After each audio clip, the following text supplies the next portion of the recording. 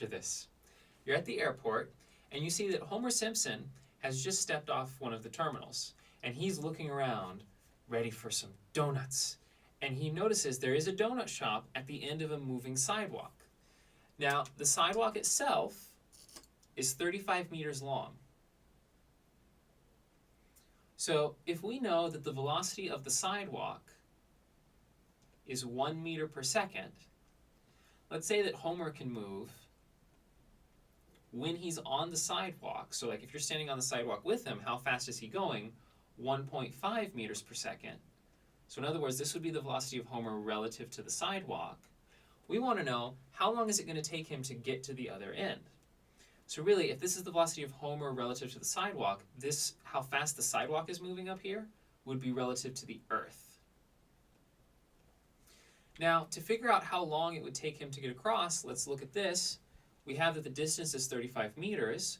We could really say that's delta x, the change in x, so final position minus initial. Homer's going to start at the beginning of the sidewalk, call that 0, and he's going to wind up at the other end, which would be 35. So then remember, okay, velocity is by definition your change in position divided by your change in time. Okay, well we want to find time, so I'll just solve this. I'll multiply this side by t and then divide by v. So we get time is going to be equal to delta x over v. And now, okay, we need to plug in the velocity there. You might be tempted to take this velocity of Homer relative to the sidewalk and throw it in there. Because this formula, time delta x compared to v, this is all relative to the Earth whenever you see these equations. So, or relative to some particular frame of reference. So either everything has to be compared to the sidewalk or everything has to be compared to the Earth. Since we want to know how long it takes him to get across this sidewalk, which is centered in the airport, which is on Earth, we want all these velocities to be relative to Earth. So what we can do is, all right, we're looking for the velocity of Homer relative to the Earth. What's nice about this notation is we can go, ooh, that's going to be the velocity of the sidewalk relative to the Earth, and then velocity of Homer relative to the sidewalk.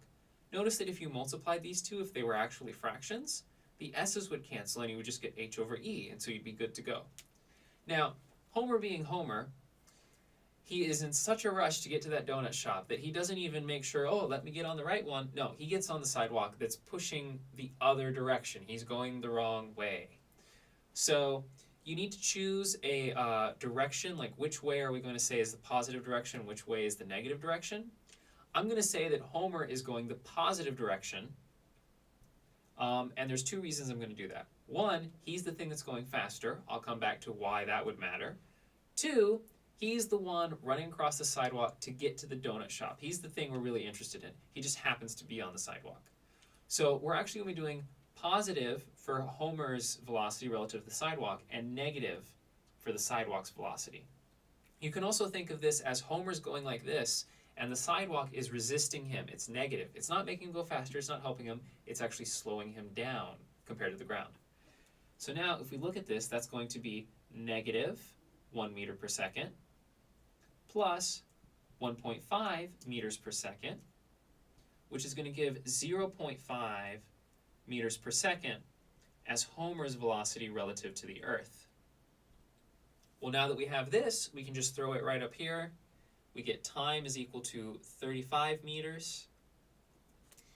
When we throw this in our calculator, it's going to be 35 divided by 0.5 meters per second.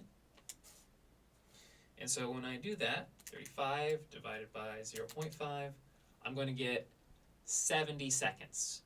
So if Homer gets on this going the wrong direction, it's going to take him 70 seconds. That's a little over a minute and 10 seconds to get to that donut shop. Now I mentioned that I'm also making this the positive velocity because it's the bigger one. Well, why am I doing that? Well, notice up here that if I made the smaller velocity positive, I would wind up with 1 minus 0.5, and so I would wind up with a negative result for my velocity at the end here.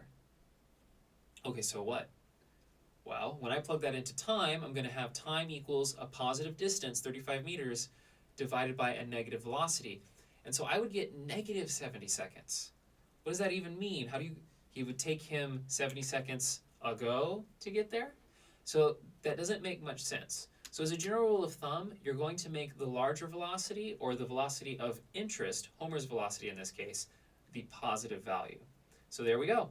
If Homer gets on this sidewalk going the wrong way, it's going to take him 70 seconds to get to that donut shop.